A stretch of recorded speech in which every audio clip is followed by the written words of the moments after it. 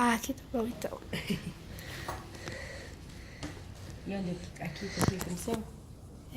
Acho que é. Aonde tá ali? Aonde que é, Thalia? Esse aqui? Isso. Tá. Aqui que eu deixo nessa. Aí vocês olham pra ela, tá? E eu olho pra elas. Sim. Daí tá bom aqui nesse ângulo? Tá. Pode, Cauê. Pode Quer começar. presente?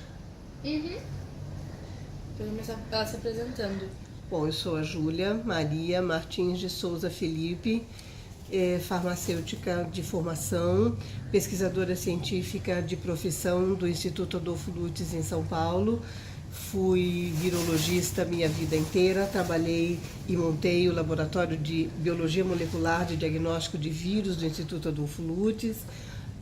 Em seguida fui diretora da virologia, depois fui diretora da divisão de biologia médica que trata do diagnóstico de todas as doenças infecto-contagiosas de interesse em saúde pública.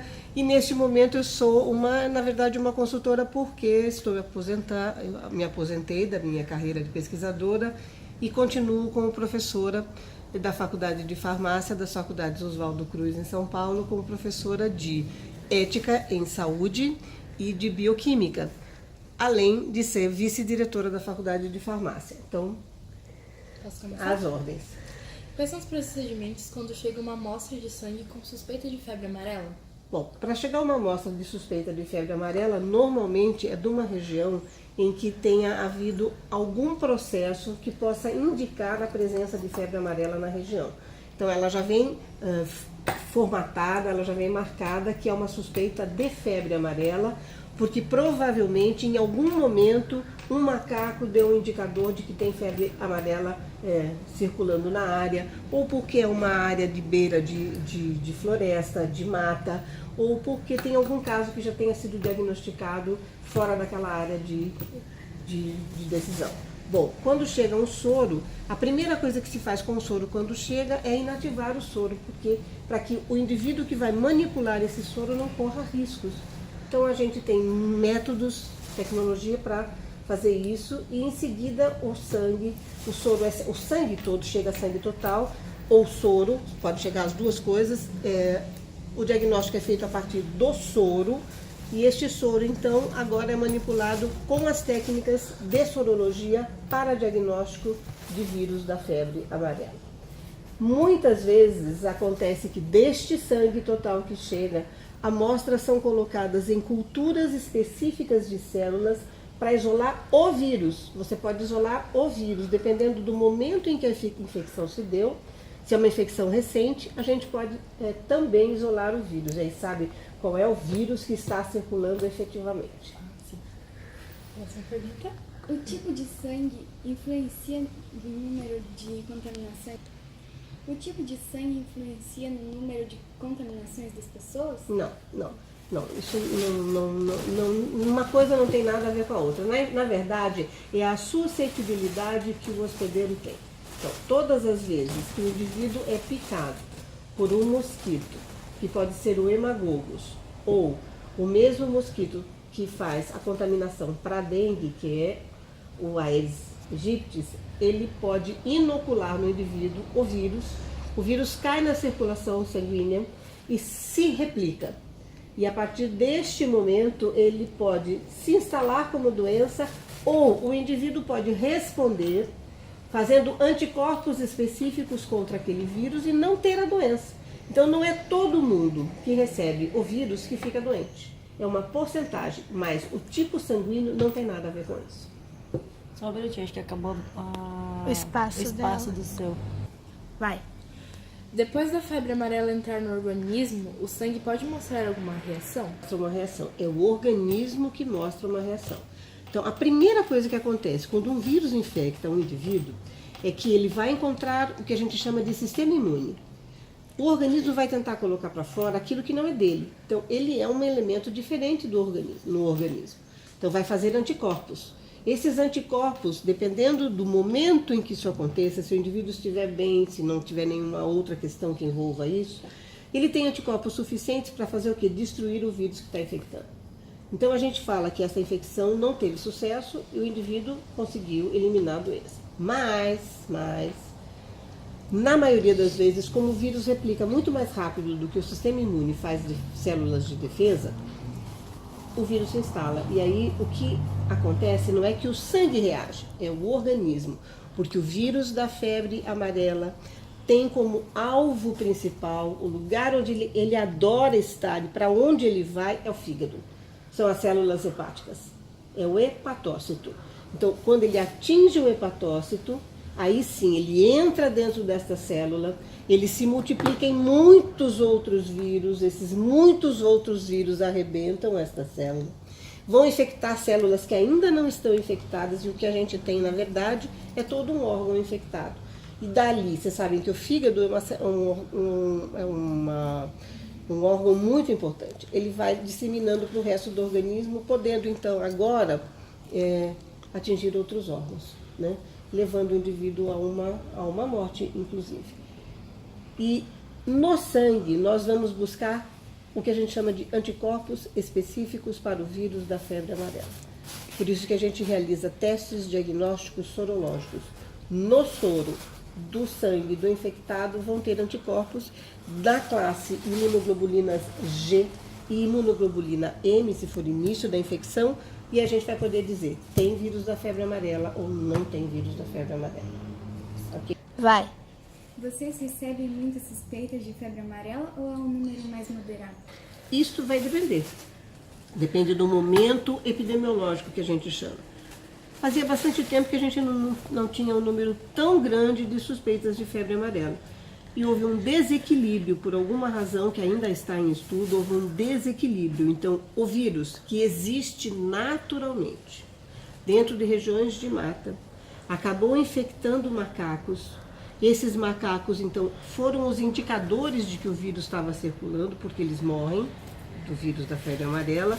E esses macacos mortos, então, colocaram para o sistema de vigilância de saúde tem febre amarela. Aí começaram a aparecer os casos humanos.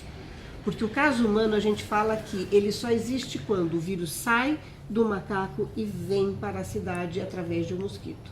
Normalmente quem traz é um mosquito, que é um mosquito que voa muito baixo na área de base, de borda de mata, que é o hemagorgus, e aí o indivíduo vai passando, ele vai à mata e sai infectado de lá, vai para a casa dele na cidade, na casa dele tem o Aedes, e aí o Aedes pica esse indivíduo que está trazendo o vírus da febre amarela lá do mato, que pegou do macaco e espalha na cidade. Então, isso são momentos. E nesses momentos a gente fala, podem ser muito grande o número de pessoas que poderão vir como suspeitas de febre amarela ou não. Este ano, atipicamente, o Brasil teve um número muito grande de portadores de suspeita de febre amarela. E muitos casos de febre amarela foram efetivados e foram reais. E por isso que a gente teve uma campanha nacional de vacinação contra a febre amarela, para que a gente não tivesse epidemias como a gente tinha no início do século passado no Brasil, né? Quando se erradicou o mosquito, vocês imaginem bem o que foi esse trabalho, não tinha mosquito transmissor, e a gente voltou a ter esse mosquito. Então agora a gente tem esse problema e tem que ficar vigilante o tempo todo. Então vai acontecer sempre, de ter um momento que tem mais casos, um momento de menos casos. E como é que a gente diminui isso? Vacinando toda a população, que é o que a gente está fazendo nesse momento. Pode falar? Já. Quando macacos morrem também são feitos exames sanguíneos? São feitos vários exames também. Faz exame de sangue se você tiver condição, porque muitas vezes ele está morto já há muito tempo. Na verdade, você busca indícios. De que são indícios? Como é que está o fígado, como é que está o cérebro, como é que está o macaco, de que forma ele está se apresentando pós-morte. Porque não tem mais o sangue vivo ali para você fazer o teste de sorologia, mas tenta-se fazer o isolamento do vírus, é mais difícil, mas tem outras técnicas, existem várias técnicas para você ver se o macaco morreu ou não de febre amarela. Também é buscando marcadores de que o vírus está presente, normalmente através de marcadores sanguíneos, tá ok? No macaco, tá? Pode ir. Qual a diferença entre o sangue do macaco para o humano? Bom, é muita, a diferença é bastante. Sangue humano tem características de sangue humano e a gente fala de marcadores celulares. Existem marcadores de sangue humano e marcadores de sangue de macaco. São duas espécies de animais diferentes, então eu tenho macaco é uma coisa, humanos é outra. Somos primos próximos do macaco. Nós temos semelhanças genéticas de 98%. Da mesma maneira que nós, aqui presentes, meu sangue é diferente do seu, que é diferente do seu, que é diferente do dele, nós temos o nosso sangue diferente a outras espécies animais. Então, o sangue de macaco característico para macaco e humano para humano. Então, não dá, se eu for listar, a gente vai ter N diferenças entre o sangue de um e outro, mas são sangues de espécies diferentes, né? Espécie animal diferente. A de macaco é de macaco, a de humano é de humano. São receptores presentes nas células que definem essas diferenças, tá? São muitos. Como o vírus chega até o sangue? Tá, bom, Pode ir. o vírus chega até o sangue através da picada do mosquito, né? Vocês sabem que é um pernilongo, de hábitos diurnos, que é o Aedes aegypti, ou o hemagogos, que é o que vive na mata. E aí, o hemagogos está acostumado a picar macacos. Tem pelo, pele mais grossa. Aí você chega, o humano, a pele lisinha, sem pelo, ele adora. Então ele vai picar humanos. Ele está trazendo o vírus que está replicando dentro dele. E na hora que ele pica o humano, ele tem uma trombinha assim, que quando sai, ele também coloca na saliva o vírus que está replicando dentro dele. Então o que acontece? O vírus entra na circulação do humano, e ele, entrando na circulação, ele vai para onde? Ele vai para onde é o alvo dele, que é o fígado, e no fígado, então, ele replica, a gente fala que vírus replica, né, que multiplica em muitos outros vírus, e aí ele volta a sair da célula que ele replicou. Então, exatamente assim, ele entra pela picada do mosquito, como entra o vírus da dengue, como entra o vírus da febre do Nilo, que é um vírus novo que o Brasil está recebendo agora também através de mosquito, como entra o vírus da encefalite japonesa. São várias doenças que são transmitidas por mosquitos dessa mesma família do Aedes aegypti. Ok? Tem mais casos que é a época mais quente, né? Tem alguma época onde é mais casos? Na verdade, o mosquito não gosta de frio, né? Porque ele precisa botar o ovinho na água, a água tem que estar numa temperatura boa para o ovinho desenvolver em larva e a larva virar mosquito. Então, quando faz muito frio, o que acontece? O ovinho fica parado lá, o mosquito não consegue replicar em grandes quantidades. Então, a gente fala que o momento propício da doença, que é transmitida por picada de mosquito, pernilongo especificamente, é o verão, né? Primavera, verão, final do verão, quando já replicou muito, quando os mosquitos já passearam bastante, quando já infectou um, depois infectou outro, e aí a gente vai aumentando esse ciclo. Então lá em fevereiro, março, abril, o número sempre aumenta muito, mas existe uma época do ano em que é a época em que a gente tem mais mosquitos. Repare, vocês repararam que nesse momento em que a gente passou, que foi o inverno, que foi um pouquinho mais frio que o ano passado, tinha menos mosquito? Não parou todo mundo de falar, mas lá em Cananéia, lá na região de praia apareceram casos de febre amarela. Aí a gente teve um momento que fez muito calor durante o mês de julho, aumentou o número de suspeitos de novo de febre amarela, porque mosquito gosta de calor, lugar quente, aguinha parada, quente, tá? Então, no inverno é mais difícil, mas primavera, verão, começo de outono, ainda a gente tem a circulação do vírus e do mosquito. Enquanto a gente tem mosquito, a gente tem circulação do vírus, tá? Pensando em perguntar, tipo, se o mosquito tem algum tipo sanguíneo. Eu vou perguntar agora aqui. Tá. E o mosquito, ele tem algum tipo sanguíneo ou coisa do tal? Como assim? Ele olha pra você e fala, você é do tipo, eu gosto de você? É como se ele tivesse sangue dentro dele. Não, ele tem uma coisa. linfa, né? Ele não tem um sangue vermelho como a gente. Né? Ele se alimenta do nosso sangue, mas ele na verdade ele é um inseto, né? Como vocês estão estudando, insetos não têm sangue vermelho, eles têm a linfa, que tem algumas células, eles também têm algumas defesas, né? Eles não morrem, o mosquito não morre por causa do vírus da febre amarela. Ele replica, mas ele não mata o vetor. Ele é um vetor exclusivamente. Ele carrega o vírus de um lugar para o outro, mas ele não se infecta com o vírus. O vírus replica dentro dele, mas aí ele não faz. Ia ser bom, né, se matasse todos os mosquitos. O vírus entrava e matava os mosquitos, mas não mata, tá? Então não um filos animal totalmente diferente, né? A gente é mamífero, E aí são insetos. Então tem uma outra qualidade, uma outra forma de expressão, né, do que a gente chama de como é que eles... Eu não posso dizer que o sangue do mosquito. O sangue do mosquito, quando eu encontro, é o meu, que ele acabou de me picar. Tá? O dele ele tem outra forma de como ele alimenta as suas asinhas, as suas perninhas. Não é um sangue igual ao da gente. Tá bom? Tem mais alguma pergunta? Não? Como que a gente encerra agora? Bom, eu posso dizer que a gente pode encerrar dizendo o seguinte. Primeira coisa existe uma coisa muito importante na saúde pública e nas doenças infecciosas por micro-organismos, não só vírus, que é a prevenção. Então, para cada tipo de doença, para cada tipo de transmissão, a gente tem um tipo de prevenção. Esta é uma doença que pode ser prevenida da forma como vocês têm visto em todas as propagandas de governo, que é não deixar lugar para o mosquito se multiplicar. Então, não ter água parada. Você está vendo um quintal que você olha embaixo dos vasinhos, tem um vasinho, tem bacinha. Eu não quero chegar na minha casa no sábado e encontrar um monte de mosquito aedes aqui passeando e picando todo mundo. Então a gente faz a prevenção como? Não é matando o macaco. Muito pelo contrário, o macaco é o nosso grande indicador epidemiológico de que a doença pode circular.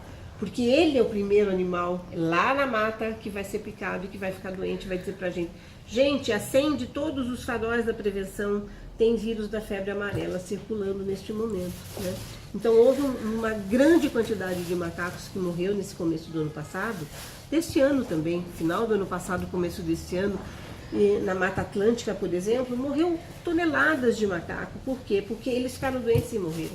Quase se acabaram os gibões, que é um macaco típico da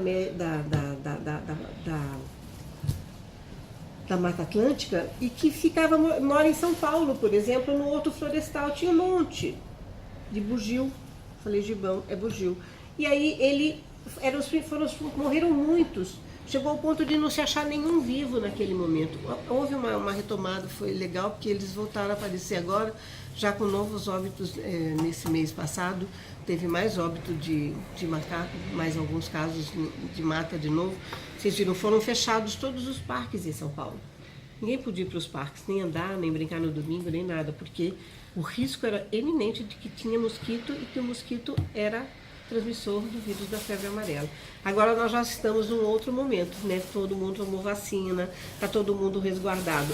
E o que faz a vacina? A vacina de febre amarela é uma vacina que a gente fala vacina de vírus vivo. O vírus da febre amarela é inoculado em cérebro de macaco. Depois de inoculado em cérebro de macaco, ele é retirado e colocado em culturas, muitas culturas de célula, e vai passando. Eu coloco para crescer hoje, amanhã eu pego daqui, boto para crescer em outra, eu tiro daqui, boto. Chamam passagens celulares. E cada vez que ele vai passando aqui, ele vai perdendo a característica que a gente chama de virulência. Virulência é a competência de induzir a doença e levar ao máximo da doença, que no caso da febre amarela é a morte. Então o que faz? Depois de passar por 170 passagens de culturas de célula, é muito, viu, gente? É um trabalho. O vírus que saiu lá é um vírus inativado, vivo, mas inativado. Ele já não tem a competência de induzir a doença, mas tem a competência de fazer o quê? Chegar no indivíduo, falar para o sistema imune dele: ó, vírus da febre amarela, faz anticorpo. E aí o corpo faz anticorpos contra o vírus da febre amarela, que teve como base um vírus de febre amarela que não dava a doença, ou que não dá a doença. Isto é a vacina. Então, também é uma maneira de prevenção, é a vacinação de todas as pessoas que estão à mercê de ter a doença. Tá certo? Ficou claro? Uhum. Vai alguma coisa?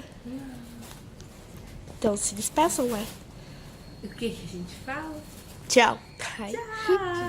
Até a próxima. Tchau, muito obrigada. Obrigada pela oportunidade de falar com vocês. Um beijo para todos. Que bom.